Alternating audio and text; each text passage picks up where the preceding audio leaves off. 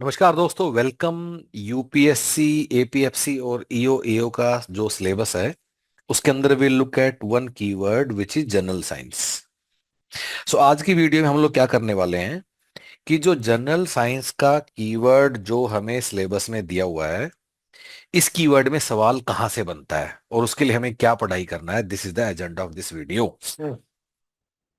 Although we are doing it for right now for EPFO exams, but this analysis is equally applicable for other UPSC RT जैसे कि admin officer या ESICDD, उन सारे exams में जहां general science syllabus में keyword है। This video is equally applicable for you guys as well. Okay, so guys हमारा हमारा एजेंडा क्या है कि इस कीवर्ड को सिलेबस में जो कीवर्ड है सो करने के लिए क्या किया जाए, कौन सी किताब पढ़े कौन सी नहीं पढ़े।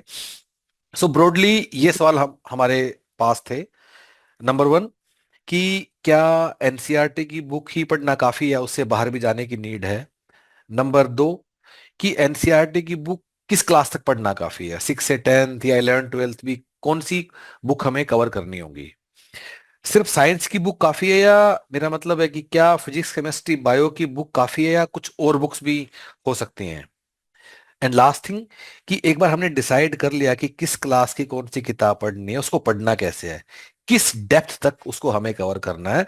सो इन सारे सवालों का हम लोग जवाब ढूंढने की कोशिश करेंगे। तो गाइस ऑफ कोर्स किसी भी एग्जाम का इस तरह का एनालिसिस करना है तो बेस्ट सोर्स क्या होता है कि उसके पुराने सवाल। ठीक है, तो लकीली हमारे पास खूब सारे सवाल अवेलेबल हैं, जैसे कि अपना ईओ एओ का पेपर है। ठीक है, तो 2017 वाला हमारे पास है, 2021 वाला है, 2023 वाला है। सिमिलरली अगर एपीएफसी के पेपर की बात करें तो 2016 वाला है, 2023 वाला है, मतलब 11-12 वाला भी है, पर अब यूजलेस हो गया, काफी काफी टाइम पुराना हो गया है। ठीक है, तो हम लोगों ने इन के अंदर जनरल साइंस के सवाल तो देखे ही, उसके अलावा जो यूपीएससी के बाकी आरटीज थे, खासकर लेटेस्ट वाले, जैसे कि अपना ईएसआईसी डीडी का पेपर हुआ 2022 में 17 जुलाई को। ठीक है, फिर एडमिन ऑफिसर का पेपर हुआ। ठीक है, फिर एडमिन ऑफिसर तो होते ही रहते हैं, लाइक 24 में हुआ, 22 में हुआ, फिर बीआरओ के लिए 2019 में हुआ था, फिर जीएसआई के लिए 2018 में हुआ, फिर 16 में हुआ। तो सारे एक एक करके हम लोगों ने सवाल देखे और फिर देखा कि वो कौन सी किताब से आए हैं। तो टोटल ये 150 से करीब सवाल थे। ठीक है, एक एक सवाल का हम लोगों ने देखा और इस तरह का एनालिसिस कुछ हम लोगों ने अपना बनाने की कोशिश की। जैसे ये वाला सवाल है ईपीएफओ के पेपर में 2021 में आया, तो हमें ढूंढने पे मिला कि ये वाला सवाल 10th की साइंस की बुक में चैप्टर 8 में पेज नंबर 123 पे था। ठीक है, सिमिलरली जैसे ये वाला सवाल है, ये 9th की बुक में साइंस में यहाँ था। फिर जैसे ये वाला सवाल है वेवलेंथ ऑफ माइक्रोवेव, ये 12th की बुक में था, फिजिक्स में पार्ट 1 चैप्टर 8 पेज 280। तो इस तरह एक एक सवाल को हम लोगों ने ये वाला एनालिसिस किया, कुछ कुछ आपके सामने मैं दिखा रहा हूँ। ईएसआईसी डीडी भी किया, एडमिन ऑफिसर वाले सवाल भी किए, एपीएफसी वाले, सब हम लोगों ने एक एक करके देखा। सो करने के बाद पहली बात क्या समझ में आई हम लोगों को, and which we are sharing with you, कि जो जितने भी सवाल हैं, अब वो शायद 10 सवाल आएंगे या 15 सवाल आएंगे आपके पेपर में, उनमें से जो 60% सवाल हैं वो हैं 6 से 10 तक की एनसीईआरटी बुक्स में। जो 30% सवाल हैं वो हैं 11th और 12th की बुक्स में से। जो रिमेनिंग 10% है वो राम जाने, जो यूपीएससी करता है, एक दो सवाल कहीं से उठ के आ जाएगा, सब वो हमेशा होता ही है। ठीक है, तो ये तो है कि सवाल कहां से बन के आया। ठीक है, तो अब हमें ये वाली बात तो समझ में आ गई कि मोटा मोटा कहाँ से कितने सवाल मतलब हमें बन के आते हैं। सो आइडिया ये है कि अब करना कैसे है, पढ़ाई कैसे करनी है। ठीक है, अच्छा, by the way this analysis is for only those guys जो हमारे साथ एनरोल्ड नहीं है और जो खुद से पढ़ाई कर रहे हैं।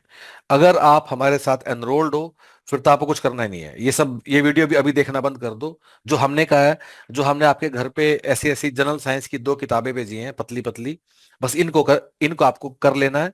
और एक काम और करना है गाइज, माइंड सिर्फ किताब करना काफी नहीं है। जैसे आप ऑनलाइन लॉग इन करते हो ईपीएफओ वाले कोर्स में, आपको इस तरह कोर्स दिखाई देता है, उसमें जनरल साइंस के अंदर जाओगे, एक एक करके यहाँ पूरे चैप्टर दिए हुए हैं।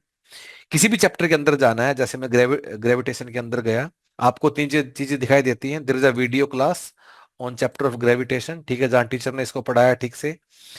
फिर एक बुक है जहाँ पूरा कंटेंट है ग्रेविटेशन के ऊपर। ठीक है, और फिर उसके अलावा एक क्विज आपको दिखाई देगा हर एक टॉपिक के अंदर। सो गाइस ये जो क्विज में सवाल हैं और इनके जो एक्सप्लेनेशन है वो आपको 100% करना है।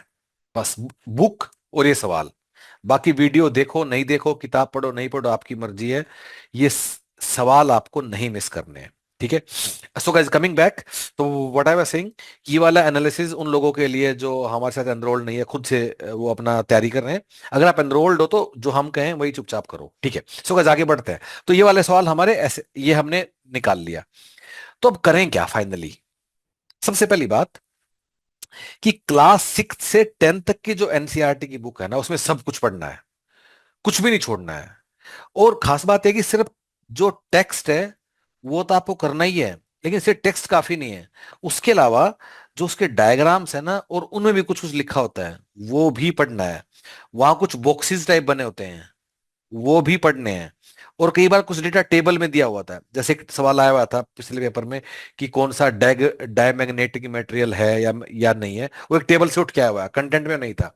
तो मतलब एक एक चीज इसकी तुम्हें देखनी है, यू कांट मिस एनीथिंग, ठीक है। पहली बात। दूसरी बात कि आपको 11th 12th के भी एनसीईआरटी आपको करनी होगी, क्योंकि 30% वेटेज है गाइस वहां से। अब सवाल ये आता है कि अगर 11th 12th की फिजिक्स केमिस्ट्री बायो अगर हम पढ़ने बैठेंगे, इट इज लाइक कि हम तैयारी कर रहे हैं इंजीनियरिंग की या मेडिकल एंट्रेंस की। कैसे? मतलब जनरल साइंस हमारे लिए एक छोटा सा भाग है in entire scheme of things. तो अब एक जनरल साइंस के लिए क्या हम वो 11th 12th वाला पढ़ना शुरू कर देंगे?